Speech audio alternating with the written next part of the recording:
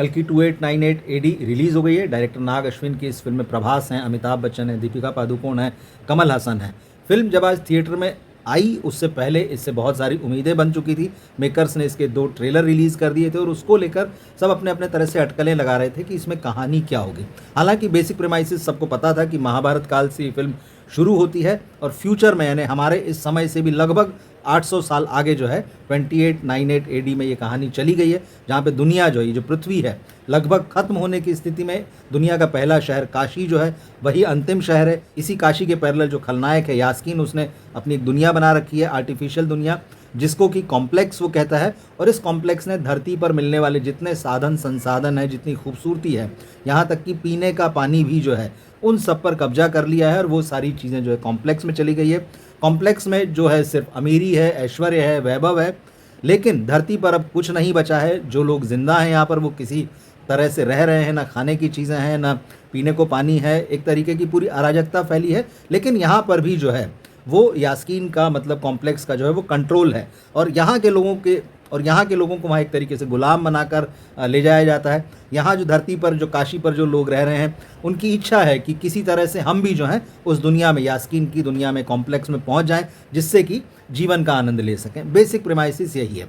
अब यहाँ पर यह है कि जब ऐसे हालात हो जाएं तो जैसा कि हमारे हिंदू धर्म ग्रंथों में कहा गया है कि जब धरती खत्म होने वाली होगी, जब अत्याचारियों का पाप इतना बढ़ जाएगा, सब कुछ ही खत्म होने के कगार पर आ जाएगा, इस धरती पर जीवन नहीं होने की आशंकाएं पैदा हो जाएंगी, तब भगवान अवतार लेंगे। और इस कहानी में यही कि कल्कि, जो कि भगवान विष्णु का 10वां अवतार होंगे, वो जन्म लेने वाले हैं। लेकिन उनके जन्म से पहले जो है यास्कीन उन्हें खत्म करना चाहता है। क्यों खत्म करना चाहता है, उसका क्या उद्देश्य है, इसके पीछे क्या उसका लालच है, ये सारा इसके आसपास बताया गया। कहानी में मेन कैरेक्टर जो है भले ही प्रभास का है, लेकिन कहानी में अमिताभ बच्चन हीरो के रूप में उभरते हैं, क्योंकि वो बचाने वाले बने हैं। वो अश्वत्थामा के रोल में है, वो महाभारत काल से हैं, क्योंकि भगवान कृष्ण ने उन्हें शाप दिया था कि तुम कभी मरोगे नहीं, इस धरती पर हमेशा जिंदा रहोगे, जब तक ये धरती रहेगी तब तक, जब तक कलयुग रहेगा तब तक तुम्हें यहाँ जिंदा रहना है।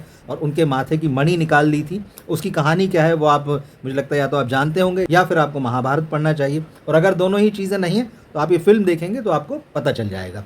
तो अमिताभ जो है वो बचाने वाले बने हुए हैं। यहाँ पर जो प्रेग्नेंट हैं, जिसके गर्भ से जो है भगवान जन्म लेने वाले हैं, वो दीपिका पादुकोण है, जिनका नाम जो है यहाँ पर सुमति है।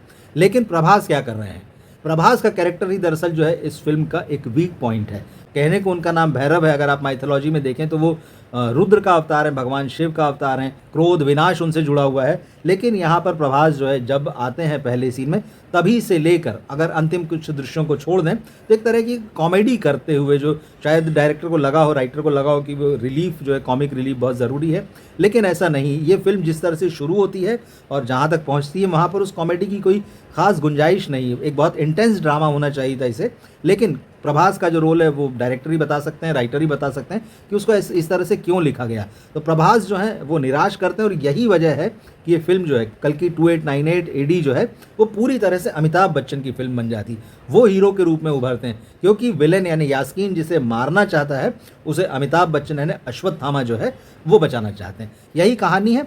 आप ये ध्यान रख लें कि कहानी का पहला पार्ट है। इससे पहले ऑफिशियल ऐसा कोई अनाउंसमेंट हुआ नहीं, मेकर्स ने ऐसी कोई बात नहीं कही। लेकिन जब आप फिल्म देखते हैं और कहानी जिस जगह अंत होती है तो आपको पता चलता है कि तो अधूरा मामला है, तब लिखा आता है टू बी कंटिन्यूड। यानी अब आपको अगले पार्ट में देखना होगा कि कल्कि का अवतार होगा और दुश्मन यानी यास्कीन जो है, जो उनकी जान लेना चाहता है, क्या वो उसमें कामयाब होगा, या कल्कि जो पैदा होने के बाद में किस तरह से यास्कीन का मुकाबला करेंगे, ख़त्म करेंगे, ये सारी चीज़ें। कल्कि 2898 एडी प्रेमाइसिस इंटरेस्टिंग है, स्टोरी भी इंटरेस्टिंग है, लेकिन यहाँ समस्याएं जो हैं इस फिल्म की स्क्रिप्ट को लेकर हैं। स्क्रिप्ट में बहुत माइथोलॉजी के बहाने जो है राइटर्स ने काफ़ी सारी छूट ली है, अपने हिसाब से कई चीज़ों को इस्टेब्लिश किया है। अगर उनको डिकोड करने जाएंगे तो बहुत सारी बातें निकलेगी, तो कई लोगों को जो जानते हैं उनको बहुत सारी बातें इस फिल्म में अखरेगी। लेकिन अगर आप उन चीज़ों को नहीं जानते हैं तो फिल्म आपको एंटरटेन करेगी। समस्या, जैसे मैंने आपको बताया, प्रभास का जो कैरेक्टर है वो कई लोगों को जो है पसंद नहीं आ सकता। हालांकि प्रभास की फ़ैन फॉलोइंग बहुत बड़ी है, और जिस तरह से प्रभास का पहला सीन है इस फिल्म में, इंट्रोडक्शन सीन जिसको बोलते हैं, वो इतना लंबा खींचा गया है, वो इतना ड्रैग किया है, लेकिन ना उसमें ठीक ढंग का एक्शन है, उसमें ना ठीक ढंग की कॉमेडी है। हो सकता है कि साउथ में इस तरह से प्रभास को जो है वो पसंद किया जाता है, लेकिन जहाँ तक हिंदी फिल्म के दर्शकों की बात है, जो हिंदी का डब वर्जन है, आपको ये लगेगा कि यार मामला जो है ये जम नहीं रहा है। अचानक जो कहानी बहुत इंटेंस ढंग से शुरू हुई थी, आधा घंटा होते-होते अचानक क्या हो गया, ये अचानक क्यों ढीली पड़ गई। प्रभास जो है अचानक वहाँ क्यों कॉमिक रिलीफ देने के लिए आ गए, जिसकी ज़रूरत नहीं थी। क्योंकि वो जो इंटेंसिटी थी वो यहाँ पर आने के बाद खत्म हो जाती है और यहीं से फ़िल्म जो है वो थोड़ी ढीली पड़ने लगती है। इस फ़िल्म को अगर देखना चाहें तो इसकी सबसे बड़ी वजह जो है वो अमिताभ बच्चन है, दीपिका पादुकोण है। अगर प्रभास के फ़ैन हैं और उनकी कॉमिक टाइमिंग और उनकी कॉमेडी आपको अच्छी लगती है तो ज़रूर आपको ये पसंद आ सकता है। कमल हसन यहाँ सिर्फ 2 ढाई दृश्यों में दिखाई देते हैं, वो पार्ट 2 में जाएंगे यहाँ पर।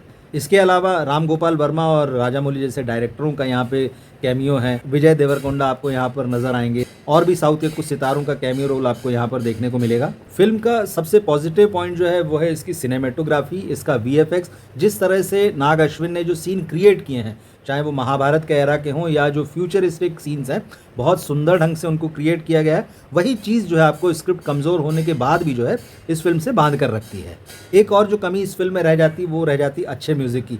फिल्म का टाइटल सॉन्ग जो है वो अमिताभ बच्चन की आवाज़ में है, वो अच्छा है, वो सुनने में अच्छा लगता है, उसके लिरिक्स अच्छे हैं। लेकिन बाकी जो 1-2 गाने हैं वहाँ जो वो किसी तरह का रिलीफ नहीं देते हैं, ना किसी तरह से कानों को जो है बहुत अच्छे लगते हैं। फिल्म की शुरुआत अच्छी है, फिल्म का एंड अच्छा है, लेकिन जो बीच का पोर्शन जो है वो जो ड्रैग करता है, तो उस दौरान आप ये भी देखते हैं, अगर आप सिनेमा हॉल में फिल्म देखते हैं कि ऑडियंस जो है वो थोड़ा-सा जो है फिल्म को कहीं-कहीं हूट भी करने लगती है। कहीं पर लोग जो है अपने मोबाइल में व्यस्त हो जाते हैं, कुछ एक लोग जो है वो हँसी मज़ाक करने लगते हैं। तो ये थोड़ा-सा मामला है, फिल्म जो है बीच में उस तरह से होल्ड नहीं कर पाती, जबकि बहुत कुछ यहाँ पर हो सकता था। कुल मिलाकर एक ऐसी फिल्म है जिसको अगर यंगस्टर्स देखेंगे, तो महाभारत अगर उन्होंने नहीं पढ़ा तो कुछ हल्के ग्लिम्पसेस जो हैं उनको यहाँ देखने मिलेंगे। वो एक पॉइंट है, अश्वत्थामा की जो कहानी है वहाँ पर थोड़ा-सा हुक है। ओवरऑल अगर आप बात करें तो जिस उम्मीद और जिस आशा के साथ इस फिल्म को देखने के लिए आप जाते हैं, वो मुझे लगता है कि कहीं न कहीं पूरी नहीं होती है।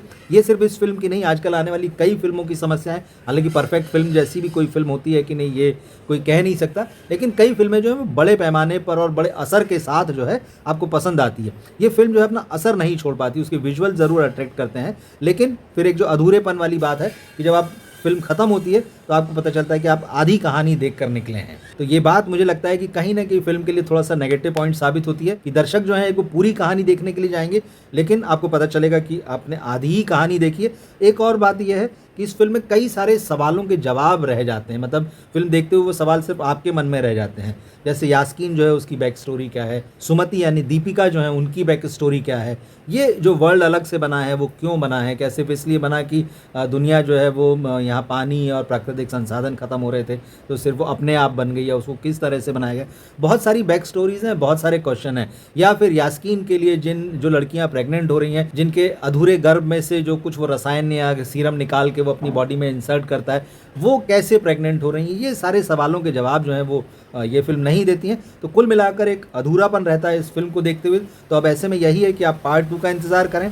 अब ये भी क्लियर नहीं है अभी कि मेकर्स इस फिल्म का पार्ट 2 कब लेकर आएंगे, क्या कुछ ही महीनों में वो आ जाएगा, पूरी फिल्म शूट हो चुकी है और उसको 2 हिस्सों में आगे रिलीज़ करने का कुछ प्लान है। ये सारे अनसुलझे सवाल हैं जिनका कोई जवाब अभी नहीं है। तो ऐसे में कल की 2898 AD जब आप देख कर निकलेंगे तो आपके मन में बहुत सारे सवाल रहेंगे, जिनका जवाब जो है आने वाले दिनों में मेकर्स या डायरेक्टर जो हैं वो देंगे, और तभी हमारे सामने तस्वीर साफ हो पाएगी। लेकिन एक बात ज़रूर है, इस फिल्म को देखने के बाद आपको पार्ट 2 का इंतज़ार जो है वो ज़रूर रहेगा। अगर आपने ये फिल्म देख ली हो तो आप हमें ज़रूर लिखकर बताएं कि आपको कैसी लगी। लेकिन अगर आपने ये नहीं देखी है ये फिल्म, तो हम कहेंगे कि आप ज़रूर देखिए इसे सिनेमैटिक एक्सपीरियंस के लिए, बावजूद इसके कि इसमें कुछ कमियां भी हैं। इस वीडियो को अपने दोस्तों और फैमिली के साथ शेयर कीजिए, हमारे चैनल सब्सक्राइब कीजिए। मिलते हैं फिर हम अगले वीडियो में। नमस्कार।